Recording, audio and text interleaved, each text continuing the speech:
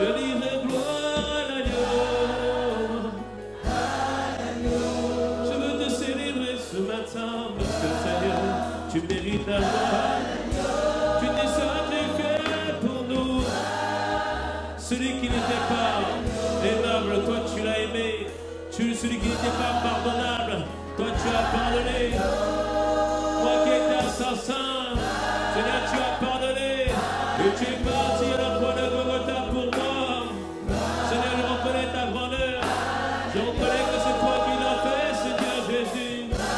Moi qui étais pécheur, qui n'as pas hésité à aller à la croix de Golgotha.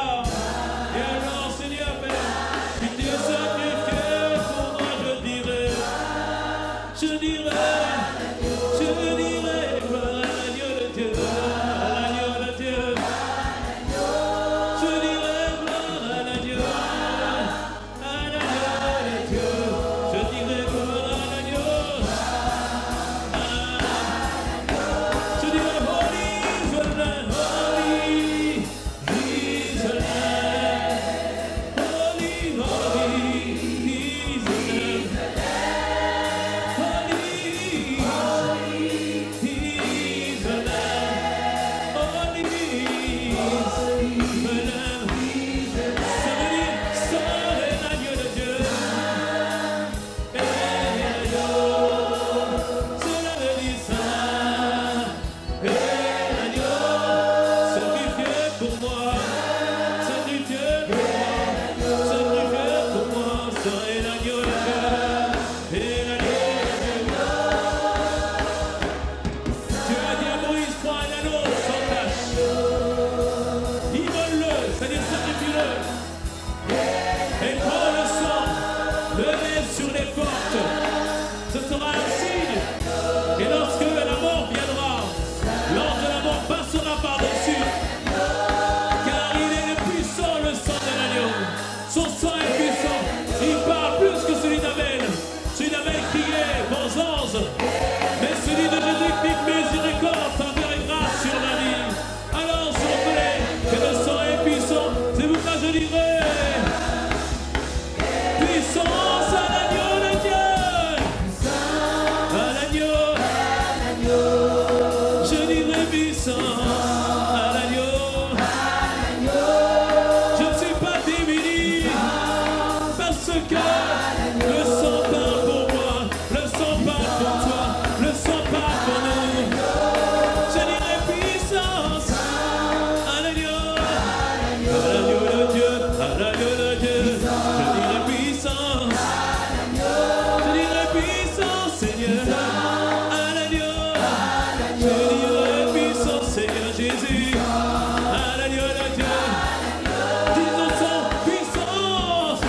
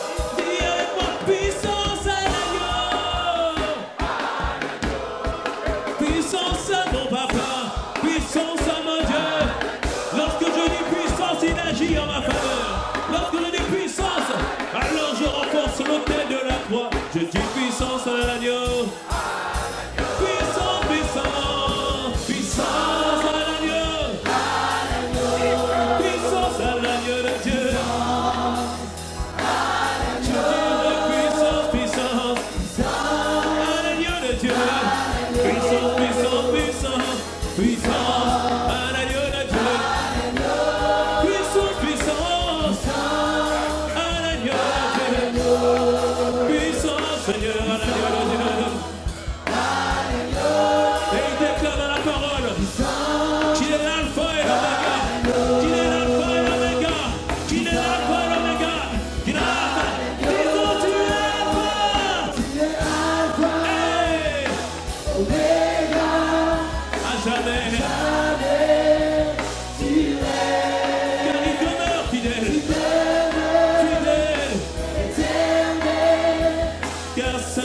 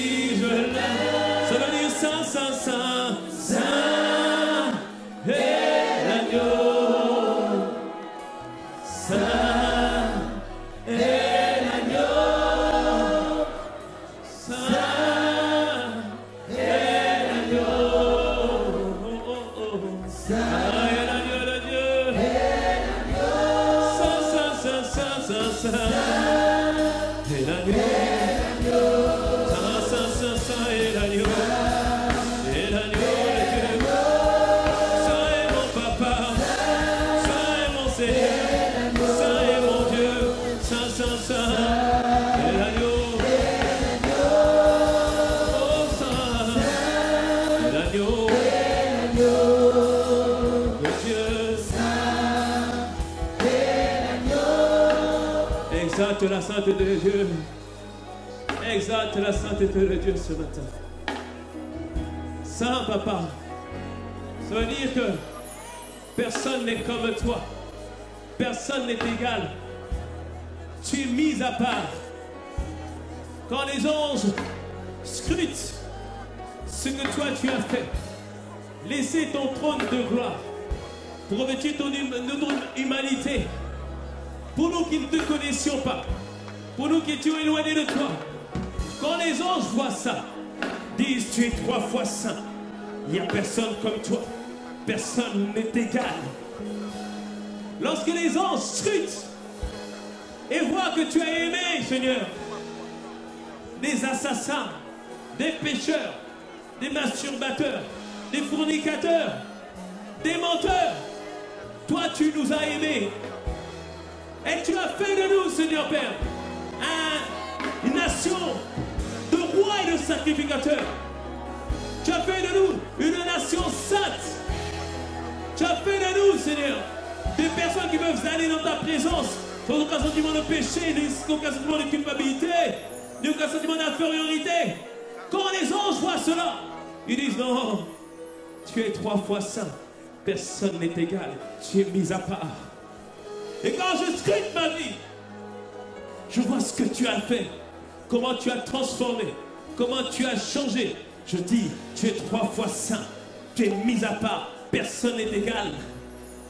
Comment je regarde ce que tu as fait dans la vie de ma soeur, dans la vie de mon frère, je réalise que non, papa, personne n'est comme toi.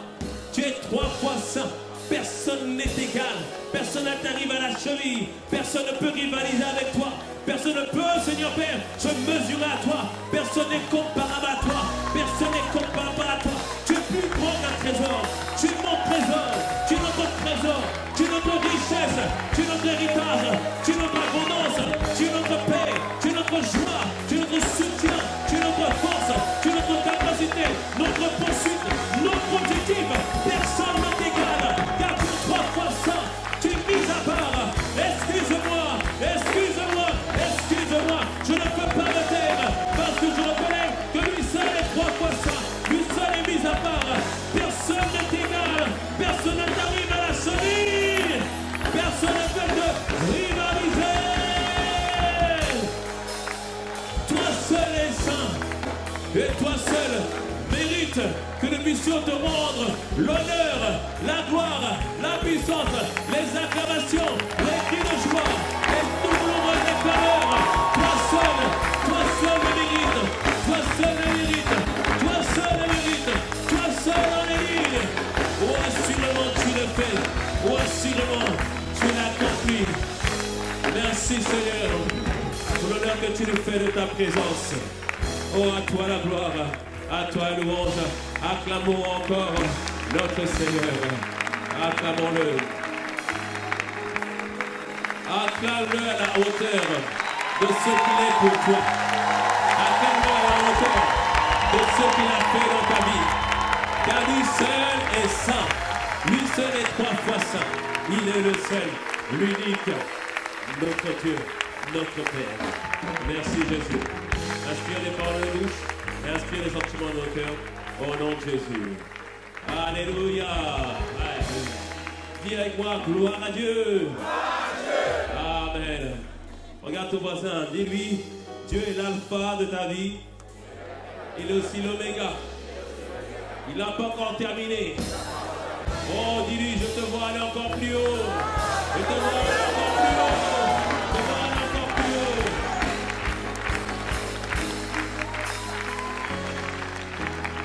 Amen, nous pouvons prendre place.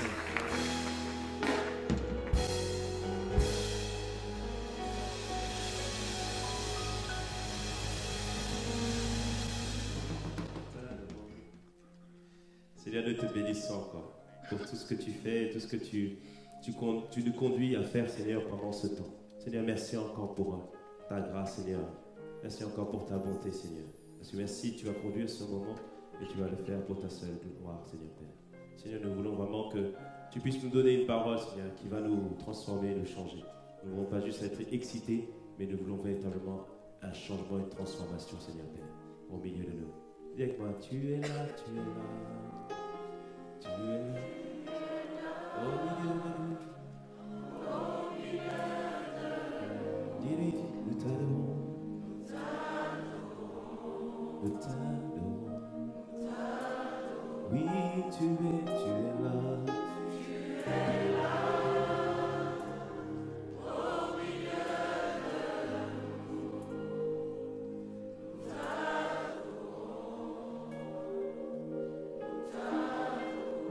Nous t'adorons. Oui, tu es là, Jésus.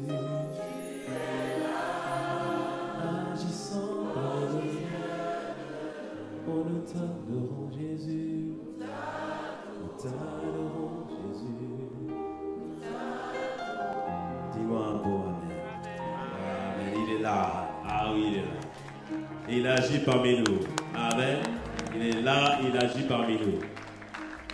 Et depuis plusieurs semaines, nous parlons de comment annoncer l'évangile et comment faire le travail de Dieu de manière efficace. Nous avons dit que sur la base d'une parabole en Luc 14, à partir du verset 15, on a dit que Jésus nous montrait que, alors qu'il était avec ses disciples en train de souper, il y a un homme qui s'est écrié « Heureux ceux qui vont prendre leur repas dans le royaume des cieux ». Et Jésus a donné cette parabole où il y avait un homme qui avait préparé un repas, il a invité plusieurs personnes, et ces personnes-là ne sont pas venues au repas parce qu'elles ont dit « Nous ne sommes pas intéressés par ce repas ».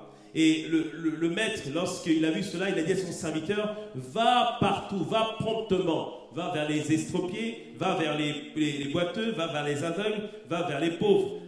Invite toutes ces personnes-là à venir dans ma maison. Et c'est ce qu'a fait le serviteur. Mais lorsqu'il a fait cela, la maison n'était pas encore remplie.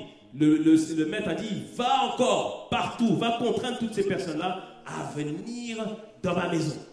Et on a expliqué que cela nous démontrait que la volonté de Dieu, c'est que sa maison soit remplie. La volonté de Dieu, c'est que tous parviennent à la connaissance de Dieu. C'est-à-dire que tous parviennent à une relation avec le Seigneur. La volonté de Dieu, c'est que ta famille soit sauvée, que tes collègues soient sauvés, que cette région soit sauvée. Amen. Et nous avons expliqué que le modèle que Dieu veut que nous puissions suivre, c'est que Dieu a envoyé le Christ a fait de nous des disciples, et nous devons aller dans le monde pour ramener le monde et que le monde soit réconcilié à Dieu. Et on a vu ça au travers de la parole la parabole de Luc 14. Mais cette parabole de Luc 14, il faut la compléter avec une autre parabole en Matthieu 22. C'est la même parabole, mais dite avec d'autres détails. Donc Matthieu 22 à partir du verset 1. Matthieu 22 à partir du verset 1, la Bible nous dit ceci. Jésus, prenant la parole, leur parla de nouveau en parabole. Et il dit, le royaume des cieux est semblable à un roi qui fit des noces pour son fils. Il envoya ses serviteurs appeler ceux qui étaient invités aux noces, mais ils ne voulurent pas venir. Il envoya encore d'autres serviteurs en disant, dites aux conviés, voici j'ai préparé mon festin, mes bœufs et mes bêtes grasses sont tuées. Tout est prêt. Dis avec moi, tout est prêt. Il dit ensuite, venez aux noces. Ça, c'est ce passage qui nous montre que le repas dont on parlait, c'était les noces de l'agneau, où nous allons célébrer Dieu tous ensemble. Est-ce que tu me suis? Verset 5, il dit, mais sans s'inquiéter de l'invitation, ils s'en allèrent. C'est-à-dire que tous ceux qui étaient invités ne sont pas préoccupés de l'invitation de celui qui avait préparé le repas. La Bible nous dit qu'ils s'en allèrent, celui-ci à son champ, celui-là à son trafic, et les autres se saisirent des serviteurs, les outragèrent et les tuèrent, c'est-à-dire les persécutèrent. Et le roi fut irrité. Il envoya ses troupes, fit périr ses meurtriers et brûla leur ville. Alors il dit à ses serviteurs, les noces sont prêtes. Dis moi, les noces sont prêtes. Mais les conviés n'en étaient pas dignes. Allez donc dans les carrefours et appelez aux noces tous ceux que vous trouverez. Ses serviteurs allèrent dans les chemins, rassemblèrent tous ceux qu'ils trouvèrent, méchants et bons. Et la salle des noces fut pleine de convives. Donc il y a la même parabole, mais avec d'autres détails. On voit que là, les serviteurs ont traduit la même pensée que Dieu envoie les serviteurs pour les ramener dans sa maison. Et il prend tout le monde, méchant ou bon. Certains d'entre nous étaient vraiment méchants, mais Dieu nous a ramenés. Amen. Et il dit, verset 11, le roi entra pour voir ceux qui étaient à table. Et il aperçut un homme qui n'avait pas revêtu un habit de noces. C'est-à-dire que le roi, à un moment où tout le monde était attablé, maintenant il l'observa et l'examina comment étaient venus les uns et les autres. Et au verset 12, il dit à celui qui n'avait pas revêtu d'habit de noces, il dit, mon ami, comment es-tu entré ici sans avoir un habit de noces? Cet homme eut la bouche fermée. Et verset 13, alors le roi dit aux serviteurs, liez-le, les pieds et les mains, et jetez-les dans les ténèbres du dehors, où il y aura des pleurs et des grincements de dents, car il y a beaucoup d'appelés, mais peu d'élus.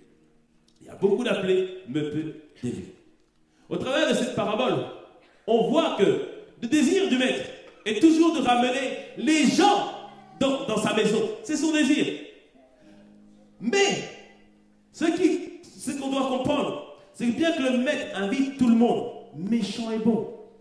Il invite tout le monde. Mais certains, comme on l'a vu, ont refusé son invitation. C'est-à-dire qu'ils ont méprisé l'invitation du Seigneur. Ils ont méprisé le festin. Ils ont méprisé par la même occasion le roi. On voit cela. Mais comprenons bien une chose. Que ceux qui ne viennent pas au festin ont méprisé le roi. Mais ceux qui ne portent pas les habits, les vêtements de noces, ont aussi méprisé le roi. Je ne sais pas pour toi, mais lorsque quelqu'un vient dans un mariage en jogging, tu te dis, là le gars il exagère. Quand je regarde les photos de mon mariage, il y a un de mes cousins, il a mis un jogging. À chaque fois, je dis, mais vraiment, lui il exagère. Parce que quand on est invité à des noces, on s'attend à être habillé d'une certaine façon. On s'attend à avoir fait le meilleur. Est-ce que tu me suis? Amen. Mais ce que tu dois comprendre, que l'habit de noces dont on parle ici symbolise la condition de celui qui est prêt à rencontrer son Seigneur. Il symbolise la condition de celui qui est prêt à faire preuve d'obéissance envers son Dieu. Cet habit de noces symbolise le fait que Dieu ne veut pas seulement que tu viennes souper n'importe comment. Venir souper, ça veut dire quoi? Avoir fait la prière du salut, avoir accepté l'invitation. Mais après avoir accepté l'invitation, Dieu veut que tu enlèves tes habits sales et que tu revêtes maintenant des vêtements de noces. Est-ce que tu me suis? Après avoir fait la prière du salut, Dieu ne veut pas que tu restes le même, mais que véritablement tu puisses être changé et que tu deviennes un véritable disciple de Christ. Est-ce que tu me suis? Amen.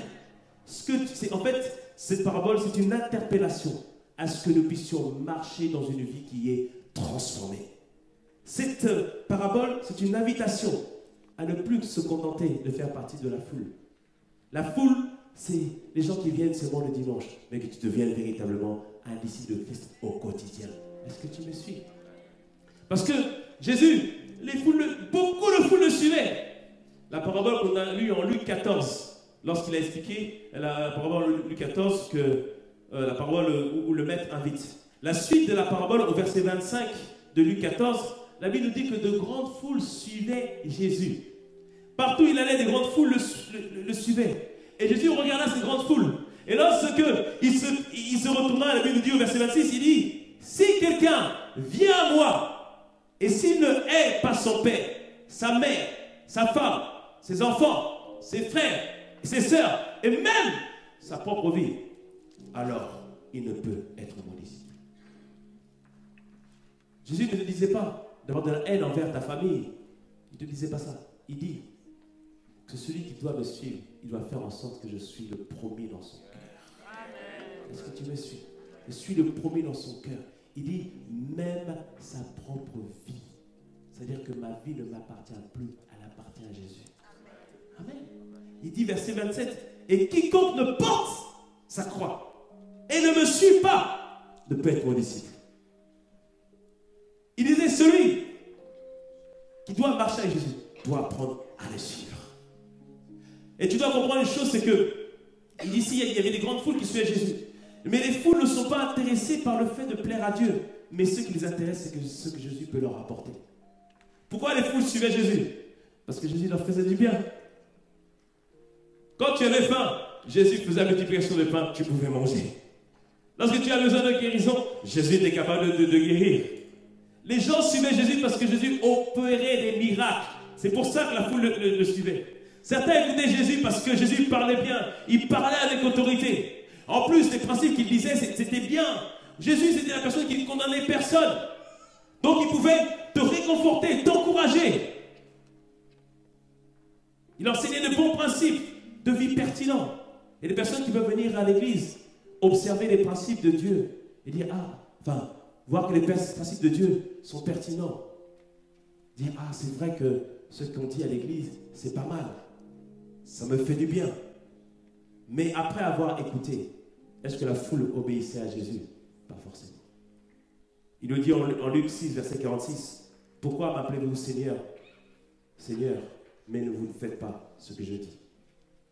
Cette foule l'appelait Seigneur, mais n'obéissait pas. à ses commandements.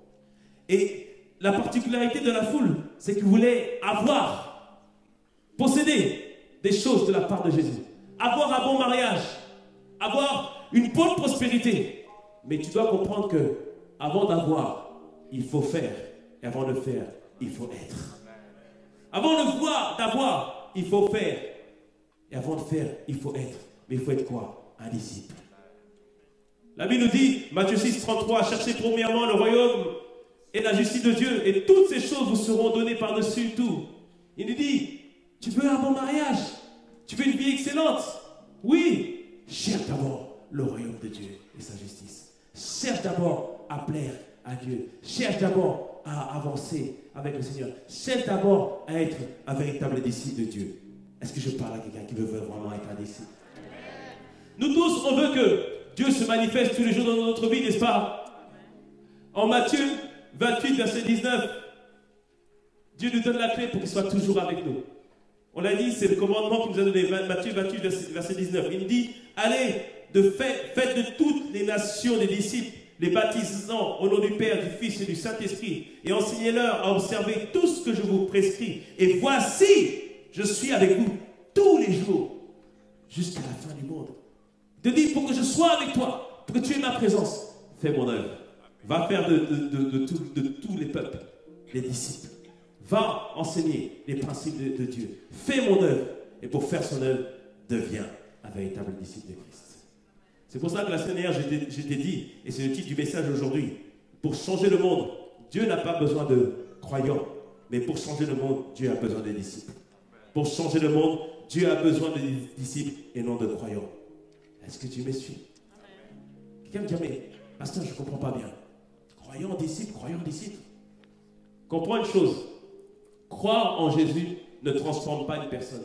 C'est suivre Jésus qui transforme une personne. Est-ce que tu me suis? On l'a vu dans la parabole dans laquelle on était. La personne est venue, elle a accepté l'invitation. C'est-à-dire qu'elle a fait la prière du salut. Elle a cru au roi qui invitait pour le repas. Et ça, c'est le symbole de la personne qui a fait la prière du salut, qui croit en Jésus. Mais là, ce qui est demandé ce matin, c'est d'aller plus loin, de ne pas juste croire, mais de devenir un véritable disciple de Christ. La semaine dernière, je t'ai dit que le mot disciple en grec, c'est matété, pas matéta, matété. M-A-T-H-T-E-T-E. M-A-T-H-E-T-E, voilà. Qui signifie être un étudiant, être un élève, un adepte, un partisan. C'est quelqu'un qui adopte la doctrine de quelqu'un d'autre, qui suit ses traces. Dès lors que tu suis la doctrine d'une personne, alors tu deviens son disciple. Et suivre est beaucoup plus fort que croire. Je dis croire ne transforme pas, mais suivre change quelqu'un. Et je lui dis que celui qui veut être mon disciple, il doit me suivre. On l'a lu tout à l'heure. Suivre, c'est marcher sur les traces de quelqu'un. Suivre Jésus, c'est marcher sur ses traces. Suivre, ça veut dire rester connecté à l'actualité de cette personne. Et le problème, c'est qu'aujourd'hui, nous sommes plus connectés à l'actualité des célébrités, plus connectés à l'actualité de Facebook que connectés à l'actualité qui est toujours à jour, qui est la parole de Dieu. Est-ce que tu me suis? Comprends une chose, que celui que tu suis, celui avec qui tu partages sa vie, celui avec qui tu partages son intimité, à force d'être régulièrement avec lui, à force de lire ses paroles, à force d'écouter ses paroles, tu vas finir par progressivement recevoir son esprit. Quelqu'un me dira, pasteur, c'est pas vrai. Si, c'est vrai. 1 Corinthiens 15, 33. Il dit, ne vous y trompez pas. Les mauvaises compagnies corrompent les bonnes mœurs. 1 Corinthiens 15, 33. 1 Corinthiens 15, 33. Un frère m'a donné un témoignage. Il m'a dit, pasteur, je traînais avec une bande de copains. À force de traîner avec eux, la colère qu'ils manifestaient, moi aussi j'ai commencé à la manifester. Regarde-nous. À l'époque, on regardait les hip-hop et tout ça, on écoutait des hip-hop. Mais à force d'écouter le hip-hop, n'est-ce pas? Comment tu expliques que les gens qui écoutent une certaine musique s'habillent tous de la même manière? Parce qu'ils observent des codes, des cultures liées à ce qu'ils écoutent. Il y a ceux qui écoutent du rock, ils s'habillent d'une certaine manière. Ceux qui écoutent de la techno, ils s'habillent d'une certaine manière. Pourquoi? Parce que, au fur et à mesure, nous sommes en train de suivre l'enseignement qui est prédiqué au travers de la chanson que nous écoutons. Est-ce que tu me suis? On doit vraiment comprendre une chose, c'est qu'il y a un principe spirituel dans le fait de suivre quelqu'un. À force de suivre quelqu'un, tu finis par devenir tel qu'il est et prendre l'esprit qui est en lui. Le pasteur Yvan a donné ce témoignage la semaine dernière. Il a dit qu'il y a 3 personnes qui sont venues à Boissy-Saint-Léger pour des prières de délivrance. Et lorsqu'on a prié pour eux, c'était 3 cas de folie.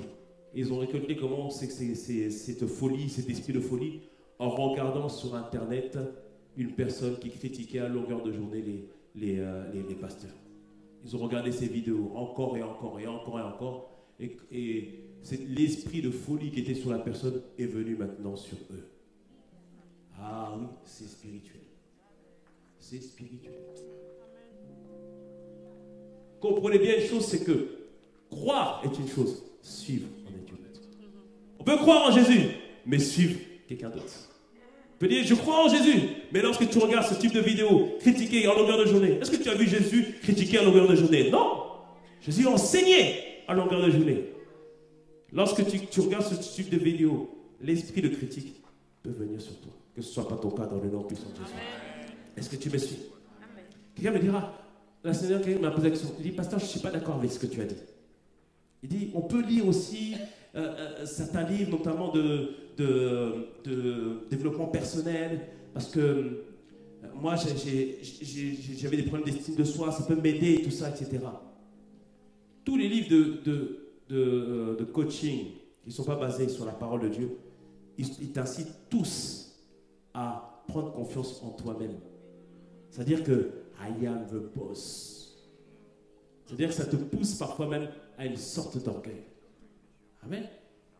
Pour être délivré de l'estime de soi, c'est pas un sentiment. Ça commence d'abord par comprendre que Dieu t'a tellement aimé qu'il a donné son Fils unique. Ça commence par ça.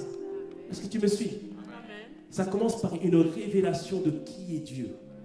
Parce que tu peux te motiver, faire des motivations, tout ça, etc., etc. Ça peut aider un temps, mais il faut que tu aies quelque chose de sûr et de certain qui ne change pas.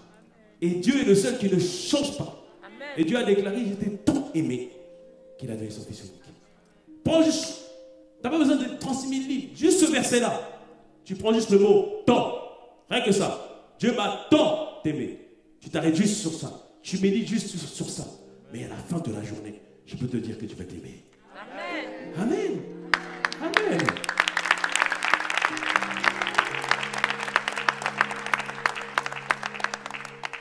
Ne négligez pas cela. Ce sont des choses spirituelles. Amen. J'ai dit que croire ne transforme pas les gens, mais c'est suivre Jésus qui change. On voit les disciples. Les disciples n'étaient pas parfaits au début, mais ils suivaient Jésus. Ils marchaient avec Jésus. Ils écoutaient les paroles de Jésus. Ils discutaient avec Jésus. Et en Acte 4, verset 31, alors que le Saint-Esprit est venu sur eux, la Bible nous dit que lorsque les gens virent l'assurance de Pierre et de Jean, parce qu'ils avaient pris pour une personne qui était à la porte du temple, les gens furent étonnés parce qu'ils avaient de l'assurance. Et il dit, sachant que ces hommes, c'était des hommes du peuple sans instruction. C'est-à-dire que ces personnes-là, on les connaissait comme des personnes qui n'osaient pas forcément parler parce qu'on pouvait leur dire qu'ils n'avaient pas d'instruction. C'est-à-dire que peut-être que là, on voulait souligner le fait qu'ils avaient des raisons d'être parfois complexés. Mais après, il dit que les gens ils les reconnurent comme avoir été avec Jésus. C'est-à-dire que les gens regardaient Pierre et Jean et virent que la manière dont ils se comportaient, l'assurance dont ils faisaient preuve, c'était la même assurance, la même autorité dont Jésus faisait preuve. C'est-à-dire qu'ils étaient maintenant devenus semblables à Jésus. Amen. Quand tu suis Jésus, tu finis par devenir comme Jésus. Et je te l'ai dit, toute personne que tu suis, tu finis par devenir comme elle. Mais si tu suis, pas seulement si tu crois. Un jour, plusieurs stars sont venus me voir. Stars, c'était les serviteurs. c'est-à-dire serviteurs travaillant activement pour le royaume, ceux qui servent ici à l'église. Ils m'ont dit, pasteur, on a vu comment Dieu t'utilise, comment Dieu parle avec toi, il y a le feu sur toi. Pasteur, prie pour nous, on veut ça. J'ai dit, ok, vous voulez ça? Je dis oui, ok, juste une question. Qui réécoute mes prédications? J'ai dit, qui réécoute mes prédications? Ils m'ont dit, une fois, 2 fois. Je dis, je ne peux pas prier pour vous. Il dit, comment ça? Je dis, je ne peux pas prier pour vous. Un transfert ne se fait que si tu suis la personne. Si tu observes ses commandements, si tu observes ses enseignements, si tu écoutes ses enseignements. Il n'y a que comme ça qu'un transfert peut se faire. Amen. Et ne vous y trompez pas. Plusieurs cherchent l'onction. Tu dis, ok, il faut qu'on prie pour moi. C'est pas comme ça que l'onction s'acquiert. C'est pas vrai. Enfin, il peut y avoir un transfert, mais c'est pas comme ça que ça s'opère. Pas que comme ça. Ça s'opère en observant, en suivant, en écoutant les paroles de la personne. Et la grâce qui est sur lui viendra sur toi. Est-ce que tu me suis ou pas? Amen. C'est vrai dans le bon, c'est vrai aussi dans le mauvais. Ça, la semaine dernière, je te dis, choisis bien tes coachs. Choisis bien ce que tu écoutes sur Internet. Choisis bien qui tu suis. Parce qu'à force de l'écouter, tu risques de devenir comme la personne. Mesdames, faites attention aux coachs que vous suivez. Oui, les femmes, elles doivent régner. Elles doivent gouverner. Yes. Oui, les femmes doivent gouverner. Dis-moi un mot, amen. Amen. Les femmes doivent gouverner. Dis-moi amen. Nous, on n'est pas contre ça, il n'y a pas de problème. Mais faites attention que vous ne prenez pas un esprit de rébellion. Vous dites, maintenant je vais te montrer qui je suis maintenant. Faites attention à qui vous suivez sur Internet. Amen. Est-ce que monsieur ou pas ce matin? Amen. Est-ce que je parle à quelqu'un ce matin? Amen. Comprends bien une chose, c'est que tu dois tout faire pour devenir un disciple de Jésus. Comment on devient un disciple de Jésus? On suit les paroles de Jésus. On mange les paroles de Jésus. On lit les paroles de Jésus. On prend la parole de Dieu. On fait en sorte qu'on obéisse à ses commandements. Jean 8, 31 nous dit, Jean 8, 31, il dit aux Juifs qui avaient cru en lui, c'est-à-dire des personnes qui avaient cru en lui, il leur dit, si vous demeurez dans ma parole, vous êtes vraiment mes disciples. Il disait, c'est pas juste croire, demeure dans ma parole, alors tu seras véritablement mon disciple. Il dit aussi, 1 Jean 5, verset 3, il dit qu'un amour de Dieu consiste à garder ses commandements, et ses commandements ne sont pas pénibles. Si on aime Dieu, obéissons, observons ses commandements. Jean 14, verset 23. Jean 14, verset 23. Jésus lui répondit, si quelqu'un m'aime, il gardera ma parole et mon Père l'aimera. Nous viendrons à lui et nous ferons notre demeure chez lui. Amen. Un disciple suit les commandements de Jésus. Un disciple observe les commandements de Jésus. Et comme je l'ai dit la semaine dernière, nous sommes tous des disciples de quelqu'un. Nous sommes tous des disciples de quelqu'un. Parce que chacun de nous, on suit un modèle. Chacun d'entre nous, on suit les paroles de quelqu'un. Une manière de penser de quelqu'un. Les traces d'une personne. Qu'elle soit vivante ou qu'elle soit morte. Miles Monroe a dit que le monde est dirigé par des morts. Pourquoi? Parce que dans certains pays, dans certains endroits, on suit les courants de pensée des personnes qui sont déjà mortes. Souvent ici, en France, on parle du siècle des Lumières, où ils ont dit que maintenant c'est l'homme l'homme peut se suffire à lui-même, on n'a pas besoin de Dieu. Mais aujourd'hui, beaucoup suivent ce type de pensée. Est-ce que tu me suis ce matin? Et tu dois vraiment comprendre une chose, c'est que, comme je l'ai dit tout à l'heure, nous sommes tous les disciples de quelqu'un parce qu'on suit tous quelqu'un. Et j'avais dit la semaine dernière qu'on peut suivre plusieurs personnes, plusieurs coachs, plusieurs personnes qui nous aident à avancer. Mais derrière toutes ces personnes, il y a seulement 2 maîtres qui sont possibles. Soit ces personnes t'amènent à croire, à avancer avec Dieu, soit ces personnes-là t'amènent à croire, à suivre Satan. Il y a plusieurs maîtres physiques, mais il y a seulement 2 maîtres spirituels, Amen. Soit Jésus, soit Satan. Amen. Quelqu'un m'a dit, mais pasteur, c'est pas vrai ça. Si, c'est vrai. Si les gens ne sont pas à Jésus, sans le savoir, ils servent les desseins de Satan. Dis non, nous on ne croit pas en ces choses-là. Moi je suis athée. Quelqu'un a écrit un livre un jour, il faut beaucoup de foi pour être athée. Il faut beaucoup de foi pour être athée. Il faut vraiment croire pour être athée. Quand tu vois les perfections du monde, comment tu peux être athée? Quand tu vois comment le monde est parfait, comment tu peux être athée? Amen. Romains 1 nous dit que Romains, c'est 1 ou Romains, je sais c'est 1 ou 8. Romains 1, je crois. Oui, 1. Il dit que les gens n'ont pas d'excuses. La nature même témoigne que Dieu existe. Amen. Mais les gens qui sont athées, ils disent, nous on ne croit en rien. Mais ils servent les desseins de Satan. Pourquoi? Parce qu'ils s'opposent à ce que l'évangile puisse être propagé. Et des fois, sans le savoir. Une fois, j'étais à Châtelet. Il y avait quelqu'un qui était en train d'annoncer l'évangile. De dire, oui, venez à Jésus, parce que Jésus veut vous sauver. Bon, des fois, on manque de sagesse. Vous allez en enfer et tout ça, bon. Des fois, on manque de sagesse. Donc, il faut avoir le bon langage. Dis-moi, moi, amen. Il faut avoir le bon discours. Mais bon, peu importe, que la parole soit prêchée. Dis-moi, moi, amen. Et il prêchait. Et là, à un moment donné, il y a un monsieur qui s'est avancé. Ça a été. Il a dit, ah, c'est pas possible. Arrêtez. Après, il partait. Il dit comme fou. Il dit, c'est pas possible. Arrêtez maintenant. Arrêtez de dire ça. Il était comme pris par un esprit. Pourquoi? Parce qu'il ne voulait pas que l'évangile soit annoncé. Mais lui-même, il n'a même pas conscience que là, il servait les desseins d'un maître, Satan. Est-ce que tu me suis ou pas? Les gens ne sont pas conscients de ça. Parce qu'ils ne sont pas conscients de la réalité dont toi, tu as conscience. Amen. Il faut vraiment faire attention. Parce que les gens, des fois, ils disent, non, la religion, ça restreint trop. Nous, c'est liberté, carpe diem. Allez, on peut faire ce qu'on veut. Des fois, il y a des scientifiques qui disent, ah oui, maintenant, vous savez que la masturbation, c'est très bien, c'est une très bonne chose. Vous savez qu'il y en a qui disent, ils ont fait des études là-dessus. Il y en a qui disent, oui, la sodomie, c'est très bien aussi, il faut faire aussi. Demain, ils vont nous dire, oui, avec les chats, c'est bien aussi, avec les chiens aussi, c'est bien aussi. C'est quoi cette affaire? Mais derrière, ils ne savent pas qu'ils servent les desseins de Satan.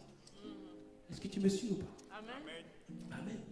Et doit vraiment comprendre, nous tous, qu'on doit tout faire pour être un véritable disciple de Christ. Amen. Et j'ai oublié de te dire, quand tu obéis à une pensée, tu sais que derrière cette pensée, il y a un maître. Quand cette pensée t'amène à avancer avec Jésus, ça vient de Jésus. Mais quand cette pensée t'amène à t'éloigner de Dieu, il y a un Satan qui t'inspire ces pensées. Pour ça, fais attention aux pensées que tu suis. Certaines pensées nous amènent à commettre le péché. Dis stop à ces pensées dans le nom de Jésus. Est-ce que tu me suis ou pas? Amen. Amen. Ce matin, je suis en train de te dire, croire ne suffit pas. Deviens un véritable disciple de Christ. Amen. Croire ne suffit pas. Deviens un véritable disciple de Christ. Amen. Amen. Ça, ce matin, je prends le temps de parler tranquillement. C'est une conversation à cœur à cœur. Amen. Et on doit comprendre nous tous que annoncer l'évangile, ce n'est pas juste dire Jésus sauve. Mais annoncer l'évangile consiste à dire aux gens, ne croyez pas seulement en Jésus, mais soyez convaincus de suivre Jésus. Le mot disciple, ça veut dire adepte et tout ça, tout à l'heure je t'ai dit, mais ça veut dire aussi zélateur, zélatrice. C'est-à-dire celui qui fait la propagande de Jésus. Il faut que ta vie fasse la propagande de Jésus. Car annoncer l'évangile, comme c'est écrit, c'est dire aux gens non seulement de croire en Jésus, mais de les convaincre de suivre Jésus. Vous avez vu en Luc 14 que le serviteur, il est parti vers les estropiés, vers les boiteux, ils sont venus. Mais après, le maître lui a dit, va encore partout dans les rues, va contraindre les gens à venir dans ma maison. Ce que Dieu veut que tu fasses, c'est que tu ailles contraindre les gens. Contraindre les gens, ça ne veut pas dire violer leur pouvoir de choisir ou leur liberté de choix. Non, ça ne veut pas dire cela. C'est-à-dire, captive leur attention. Fais en sorte qu'ils prêtent attention à ce que tu es. Pour que, à force de te regarder, à force de t'observer, ils disent, j'ai envie d'être comme toi. J'ai envie de marcher dans les mêmes traces que toi. D'être un imitateur de celui que tu imites. Est-ce que tu me suis ou pas? Amen. Et on doit tous comprendre que notre témoignage est un puissant vecteur pour amener les gens à Christ. Notre témoignage est un puissant vecteur pour amener les gens à Christ. Quelqu'un m'a donné ce témoignage, je suis après. C'était une connaissance. Sa mère m'a dit que le jour de ce baptême, le témoignage qu'il a donné, il s'est baptisé, c'est parce qu'il m'a vu moi changer. Il a dit, je me baptise parce que j'ai vu ma tête a changé, donc moi aussi, je veux me baptiser. Parce que ce que Dieu a fait dans sa vie, je veux aussi qu'il le fasse dans ma vie. Amen. Que ce soit ton témoignage dans le nom de Jésus. Amen.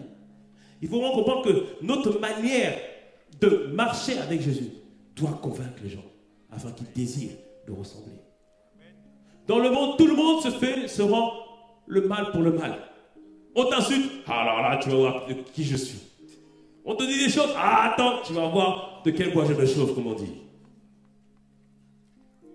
Mais Dieu nous a donné une arme de persuasion extraordinaire. C'est la force de l'amour. Des fois, il y a des gens qui vont venir vers toi, ils vont t'insulter, mais on va voir que tu ne réponds pas. On va voir que tu fais toujours preuve de prévenance vis-à-vis d'eux. Ils vont te persécuter et ils vont penser que tu vas répondre la même chose, mais ils vont te voir que tu vas leur dire non, je prie pour toi. Des fois, les gens vont te dire des paroles de malédiction, mais toi tu vas dire, moi je te bénis.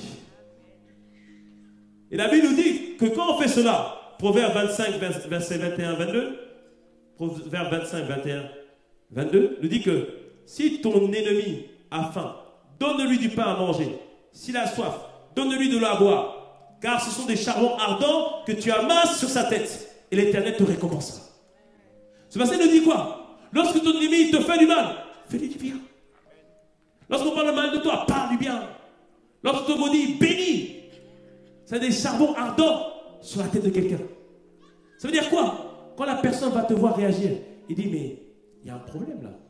Normalement, il doit aussi me répondre. Mais je vois qu'il ne répond pas.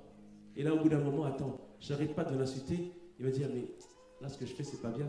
Un sentiment de honte va venir en lui. Il va dire, non, pardon. Je demande pardon pour ce que j'ai fait. Est-ce que tu me suis ou pas?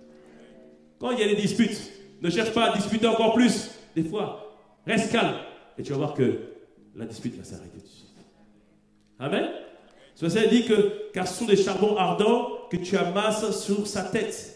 Quand nous témoignons de l'amour, lorsque nous restons calmes comme Jésus nous dit de le faire, lorsque nous bénissons comme Jésus nous dit de le faire, alors c'est comme des charbons ardents sur la tête de quelqu'un. Ça le pousse à changer, ça le pousse à s'interroger, ça le déstabilise. Il dit non, il y a quelque chose en lui qui n'est pas en moi. Et là, ça va le pousser à connaître celui que tu suis. Est-ce que tu me suis ou pas? Est-ce que je parle à quelqu'un ce matin? Amen. Et je peux t'assurer que personne ne peut résister à des charbons ardents sur la tête. Personne.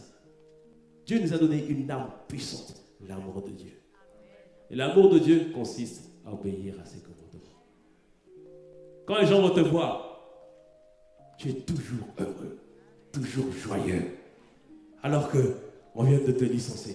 Toi, tu te dis, c'est pas grave, Dieu va la faire. Les gens vont te dire, dis-moi, c'est quoi ton secret? Vous savez que la plupart des gens, ils ne demandent pas grand-chose. La plupart des gens demandent à être heureux et à connaître le bonheur. Un jour, il y avait un rassemblement à Lille. Il y avait une prêtresse bouddhiste qui était là. Et les gens faisaient la queue pendant des heures, plusieurs milliers de personnes. Donc, elle s'asseyait et les gens venaient juste pour faire une étreinte. Ça s'appelle en darshan. Ils faisaient juste une étreinte avec la personne. Pourquoi ils voulaient faire ça? Ils disaient non. On dit, mais est-ce que vous croyez au bouddhisme? Ils disaient non. Mais pourquoi vous y allez? Parce que je ne sais pas, mais quand elle va me serrer, je vais sentir l'amour. Les gens cherchent le bonheur. Est-ce que tu me suis ou pas? Donc, fais plein d'étreintes au boulot. Amen. Transmets-leur l'amour de Dieu. Dis-moi, amen. Transmets-leur l'amour de Dieu. Tu peux faire une petite étreinte? L'amour de Dieu va se transmettre dans le nom de Jésus. Dis-moi, amen. Amen. Est-ce qu'on me suit ou pas? Alléluia. Comprends une chose. Par ce que tu es, ta manière de vivre, tu peux impacter les gens. Amen. Mais un avertissement aussi, important. Par ta manière de vivre, tu peux amener les gens à Christ. Et certains vont te voir, ils vont venir à Christ. Certains, tu vas leur parler, ils vont venir à Christ. Mais aussi, par ta manière de vivre, si elle n'est pas en adéquation avec Dieu, tu peux refroidir les gens vis-à-vis de Jésus. La Bible nous dit en Matthieu 24, versets 7 à 12, où Jésus nous parle de la fin des temps. Il dit à la fin des temps, il y aura des famines, il y aura des guerres, etc. Et nous sommes dans la fin des temps. Il y aura, au verset 9, il dit alors, on vous livrera au tourment. Il y aura aussi des persécutions. On voit que les chrétiens sont de plus en plus persécutés dans le monde. Et l'on vous fera mourir. Et vous serez haïs de toutes les nations à cause de mon nom. On le voit. À chaque fois que tu veux prêcher l'évangile, les gens se lèvent contre toi. Comme j'ai dit tout à l'heure, la personne a été là à Châtelet, elle s'est levée. C'est la preuve que c'est la fin des temps. Il dit, alors plusieurs succomberont, ils se trahiront, ils se haïront les uns les autres. Il dit aussi, verset 11, plusieurs prophètes se lèveront et séduiront beaucoup de gens. Et parce que l'iniquité se sera accrue, la charité du plus grand nombre se refroidira. Jésus nous avertit que dans ces temps de la fin, il y a plusieurs faux prophètes qui vont s'élever et qui vont séduire beaucoup de personnes. Mais les faux prophètes, sache que nous tous, à un moment donné, on peut devenir un faux prophète. Prophète, c'est quelqu'un qui parle de la part de Dieu. Quand tu dis, Dieu m'a dit que, le Saint-Esprit m'a dit que, tu es en train de te placer comme un prophète parce que tu parles de la part de Dieu. Comment on peut devenir un faux de... J'entends quelqu'un dire en tout cas. Il y a du vécu ici.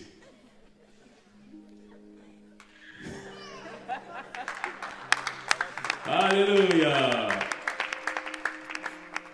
Mais quand tu dis, Dieu m'a dit, tu sais que, c'est-à-dire que la parole que tu as dit est derrière, mais personne ne peut rien dire. Amen. Mais le problème, c'est quand tu dis Dieu m'a dit, et que la semaine d'après, tu dis Dieu m'a dit, mais ce que Dieu dit cette semaine-là est contraire à ce qu'il a dit la semaine dernière. Ah! Dis-moi, ah! Là on dit, est-ce que ta prophétie est exacte ou pas? Et quand on fait cela, on devient un faux prophète. Amen. Parce qu'on ne parle pas, ce qu'on dit n'a plus de sens. Et je voudrais avertir maintenant toutes les personnes qui êtes sur Internet, qui faites des vidéos, qui faites des posts sur Internet. Faites attention à ce que vous dites. Mesurez ce que vous dites. Parce que derrière, il y a des gens qui regardent. Il y a des gens qui croient dans ce que vous êtes en train de dire. Et qui vont dire, j'ai envie moi aussi d'être comme la personne. J'ai envie d'avancer encore comme la personne. Et que lorsqu'ils vont te rencontrer pour de vrai, et qu'ils vont, s'ils regardent ta vie et que ce n'est pas en adéquation avec la parole, tu vas les refroidir. Est-ce que tu me suis ou pas? Une semaine, tu vas mettre un post, la semaine dernière, le post que tu mets, ça n'a rien à voir avec ce que tu avais mis la semaine dernière. Confusion. Et il nous dit ici que, parce que l'iniquité se sera accrue, la charité du plus grand nombre va se refroidir. Il dit qu'il y a un temps où il y aura de l'iniquité. L'iniquité, c'est anomia. Dis moi anomia. Anomia, c'est le mépris, la violation des principes de Dieu, de la loi de Dieu. Qu'est-ce qu'il dit ce verset? Il y a des gens, tu vas les convertir devant. Tu vas dire non, viens à Jésus. Et ils vont croire. Parce que la parole de Dieu, lorsqu'elle est prêchée, elle convainc. Et ils vont venir. Maintenant, ils vont observer ta vie. Ils vont regarder maintenant ta vie. Ils vont observer. Ils disent, mais lui, il n'obéit pas au commandement. Il n'obéit pas au commandement. Regarde-le, il se met en colère pour rien. Regarde-le comment il insulte ses enfants. Regarde-le comment il frappe sa femme. Regarde-le comment il ment. Regarde-le comment il vole. Regarde-le comment il se comporte. Regarde le travail, il arrive toujours en retard. C'est toujours lui qui est en train de critiquer. Regarde-le. Il pratique l'anomia. À cause de cela, l'amour de beaucoup va se refroidir. Les gens vont dire, si c'est ça être en Christ, j'en veux pas.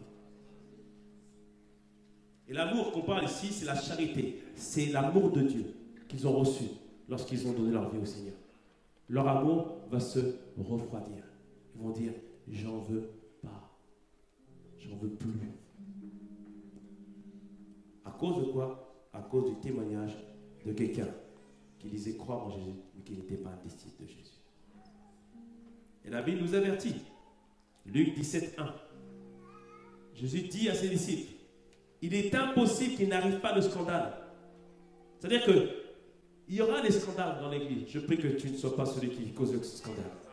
Et il dit, mais malheur à celui par qui il arrive. C'est-à-dire qu'il y aura des scandales. Mais je prie que ce ne soit pas toi qui cause le scandale. Sois un disciple de Jésus. Sois un disciple de Jésus. Et il dit aussi, en 1 Jean 2, verset 10, ça c'est l'apôtre Jean qui dit, celui qui aime son frère demeure dans les ténèbres, demeure dans la désobéissance. Non. Il dit, celui qui aime vraiment son frère, il demeure dans la lumière et aucune occasion de chute n'est dans lui. Est-ce que tu suis ou pas? Il dit, si tu aimes ton frère, tu vas tout faire pour que ta vie soit en adéquation avec la parole de Dieu. Pourquoi? Parce que tu ne veux pas être une occasion de chute. Amen. Parce que quand il va t'observer, il va regarder, il dit, lui, il ne fait pas, il n'obéit pas. Pourquoi moi j'obéirais? Et tu sauras, tu peux être une occasion de chute, que ce ne soit pas ton cas dans le nom de Jésus. C'est ça que l'apôtre Paul disait, après avoir prêché, je fais attention à moi-même. Je garde, j'assujettis ma chair. Est-ce que tu suis? Tu sais que quand je prêche ici, mais j'ai une grande responsabilité. Ils disent, ouais, pasteur, moi je suis appelé. Je dis, ah bon? Mais tu as une grande responsabilité. Parce qu'une fois, je suis descendu de la chair. Je sais, vous m'observez.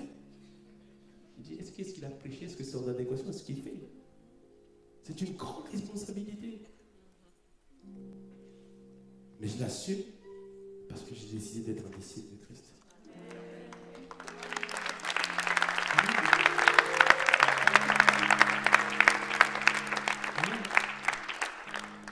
Comprendre ce matin, c'est un message de réflexion et d'interpellation et aussi d'avertissement. Ne joue pas avec ta vie. Ne te laisse pas séduire toi-même. Ce n'est pas le tout de venir à l'église, prier. Deviens un disciple de Jésus. Deviens un disciple de Jésus. Pour toi-même, pour ta propre vie. Regarde, cette personne, elle était au repas. Elle était là. S'apprêtant à manger. Mais on l'a virée de la salle. Et on ne l'a pas virée pour la remettre dans la rue. Elle est partie en enfer, en fait. Parce qu'il n'y a rien. Il n'y a pas de disciple, il n'y a pas d'obéissance. Amen. Ce matin, écoute ce que le Seigneur te dit ce matin. Deviens en fait un disciple de Jésus. Arrête de jouer. Arrête de jouer. On ne veut pas être, on n'est pas impressionné parce que tu lèves les mains ici. C'est pas ça. C'est quand tu es à la maison que tu puisses lever les mains vers Jésus et pas contre ta femme. C'est ça que je veux.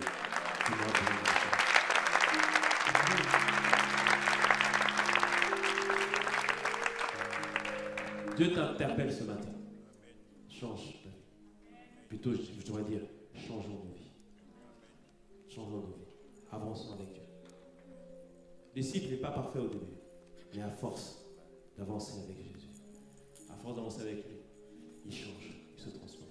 Des fois, c'est dur. Oui, des fois, c'est dur. Dis-moi moi-même. Des fois, c'est dur. Jésus, des fois, avait des paroles dures contre ses disciples. Et quand les paroles étaient dures, la foule fuyait Jésus. Mais les disciples, ils disaient, vers qui irions-nous? C'est toi qui as les paroles. Acclamez le Seigneur.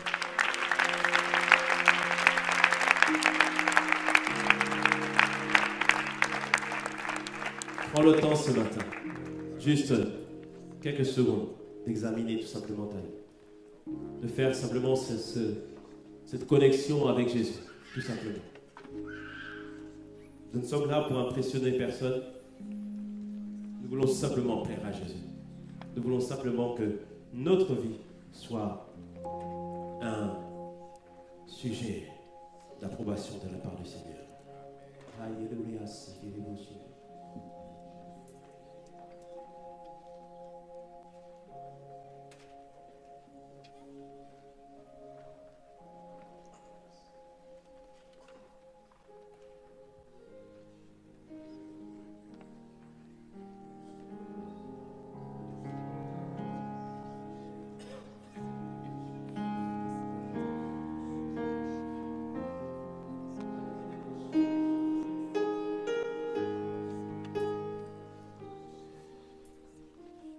Que nous avons tous la tête baissée avant que nous puissions prier. Je voudrais donner l'opportunité à quelqu'un ce matin. Tu n'as jamais fait la prière du salut. Ou tu es comme cette personne qui était là, qui a fait la prière du salut, mais que sa vie ne ressemble pas du tout à la parole de Dieu. Ce matin, le Seigneur t'interpelle. Ce matin, le Seigneur frappe à la porte de ton cœur. Si c'est ton cas là où tu te trouves, n'aie pas honte. Lève seulement la main afin que nous puissions prier ensemble pour cette reconnexion avec le Seigneur. Parce qu'il y a des personnes ce matin qui désirent se reconnecter avec Jésus. Soit pour la première fois ou des personnes qui ont été éloignées avec Jésus. Des personnes qui ont été éloignées. Si c'est ton cas, lève simplement la main là où tu te trouves afin que nous puissions prier ensemble. Amen. Je vois une main levée. Je vois une deuxième main levée. Amen. Il y a encore d'autres personnes. N'ayez pas honte ce matin. Une troisième main. C'est un jour de reconnexion. Amen. Amen. Acclamons pas. Attendez. Alléluia. Les personnes qui ont levé la main, est-ce que vous pouvez vous lever s'il vous plaît et venir devant? On veut prier avec vous. N'ayez pas honte. On veut prier avec vous pour vraiment. Amen. Amen. Oh, il y en a plusieurs. Oh, merci Seigneur. Oh, gloire à son nom. N'ayez pas honte. Venez seulement devant. On veut prier avec vous. Amen, amen, alléluia. Maintenant tu peux acclamer le Seigneur. Maintenant tu peux acclamer. Alléluia. Alléluia, merci. Alléluia.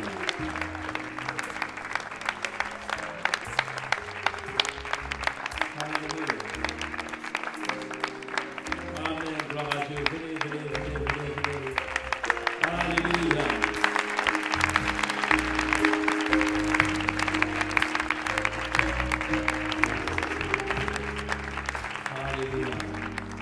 Excellent Seigneur Jésus. Amen. On va faire cette prière avec eux. Pour certains, c'est pour la première fois. D'autres, c'est pour se reconnecter. Mais l'essentiel aujourd'hui, c'est que c'est le jour d'un nouveau départ dans le nom de Jésus. Amen. On va juste prendre vos prénoms parce qu'on veut prier avec vous. On va prier pour vous toute cette semaine. Ton prénom, mon frère. Cédric. Rachel. Viens me voir à la fin du culte. J'ai prié pour toi cette semaine. Viens me voir à la fin du culte. Sonia, Béatrice et Aïcha. Est-ce qu'on peut acclamer le Seigneur pour nous? Aïcha.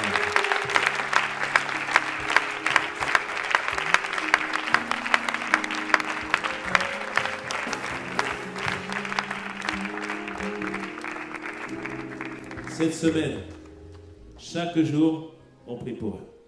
Amen. Chaque jour, on les recommande à la grâce de Dieu. Vous allez répéter cette prière après moi. Et à la fin de ce moment, vous allez suivre la sœur Evelyne, pardon, excusez-moi. Vous allez la suivre, on va prendre vos coordonnées et on va donner des Bibles pour les personnes qui ont fait cette prière de salut pour la première fois. Vous allez répéter cette prière, nous allons dire tous ensemble, Seigneur Jésus, merci encore pour aujourd'hui, parce que j'ai entendu ta parole. Et je choisis aujourd'hui d'être un véritable disciple de Christ. À partir de ce jour, je m'attache à ta parole. Seigneur, merci, parce que tu as pris mes péchés et tu as été patient envers moi. Aujourd'hui, c'est un nouveau jour pour moi. Je prends le chemin du salut. Je prends la direction du discipolat. Seigneur, je te prie, fais de moi non seulement un croyant, mais un véritable disciple de Christ. Seigneur, merci parce que tu me donnes ta grâce pour le faire. Au nom de Jésus. Amen. J'ai prié maintenant pour vous. Alléluia. Seigneur, je te bénis encore pour nos frères et nos sœurs. Merci parce que Ils n'ont pas eu honte, Seigneur. Ils se sont avancés devant toi. Pour certains, c'est pour la première fois. D'autres, c'est une reconnexion. Mais, Seigneur, ce jour est inscrit. C'est le jour où ils ont décidé d'être des véritables disciples de Christ. Seigneur, révélez d'habits de noces dans le nom de Jésus. Seigneur, tu transformes leur vie. Et je vous déclare pour ceux qui sont avancés, ce mois-ci, le chant que vous chanterez, c'est le chant du salut dans le nom de Jésus. Dieu met un nouveau chant dans votre vie dans le nom de Jésus. Je prie que Dieu, en cette semaine, vous donne un cadeau spécial dans le nom de Jésus. Ce pourquoi vous avez demandé, ce pourquoi vous criez à Dieu, il le fait cette semaine dans le nom de Jésus. Que cette parole s'accomplisse et qu'elle se réalise au nom de Jésus. Amen, amen, amen. Alléluia. Je suis là, ça va juste quelques minutes. On va vous prendre vos comptes et on va vous remettre des minutes. Ok? Alléluia, acclamons le Seigneur. Alléluia. Lèvons juste les mains. Et disons tous ensemble. Seigneur Jésus, j'ai entendu ta parole. Aujourd'hui, tu m'as interpellé. Je prie que cette parole demeure dans mon cœur et qu'elle produise du fruit. Seigneur, fais de moi un véritable disciple de Christ. Seigneur, je te remets ma vie, faisant ce que tu veux. Au nom de Jésus. Amen, amen. Acclamons le Seigneur. Acclamons le Seigneur.